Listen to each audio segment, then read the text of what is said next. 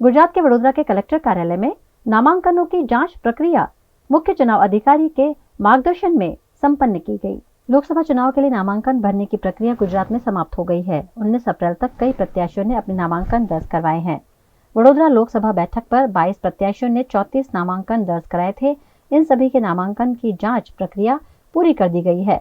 National party के प्रत्याशियों के फॉर्म मंजूर कर दिए गए हैं, जबकि निर्दलीय और अन्य पक्ष के फॉर्म अमान्य रखे गए हैं, जिसमें 8 प्रत्याशियों के 11 फॉर्म रद्द कर दिए गए हैं, जबकि 14 प्रत्याशियों के 23 उम्मीदवारी पत्रों को मंजूर किया गया है। इस चुनावी प्रक्रिया पर चुनाव अधिकारी और जिला कलेक्टर बीजल शाह ने जानकारी दी।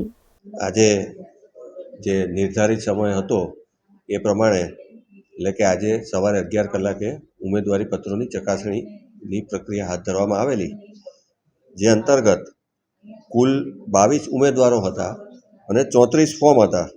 એ પૈકી 14 ઉમેદવારોના 23 ઉમેદવારી પત્રો, 14 ઉમેદવાર અને 23 ઉમેદવારી પત્રો એ માન્ય થયેલા છે અને 8 ઉમેદવાર અને 11 ઉમેદવારી પત્રો અમાન્ય ઠર્યા છે।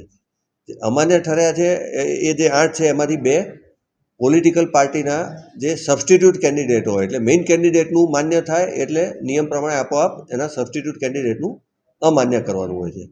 અને એ સિવાયના 4 અપક્ષ, એક જનસેવા ડ્રાઈવર પાર્ટી અને એક રાષ્ટ્રીય સમાજ પક્ષના ઉમેદવાર તરીકે જે ઉમેદવારી પત્ર આવ્યા હતા એ પણ એમાં ક્ષતિ હોવાથી એને રદ કરેલા છે। ક્ષતિ દરેકમાં અલગ અલગ પ્રકારની હતી। કોઈ એક ફોર્મ એવું હતું કે એમાં 10 પ્રપોઝરના બદલે 9 પ્રપોઝરની સહી હતી, એટલે નિયમથી માન્ય ના થાય।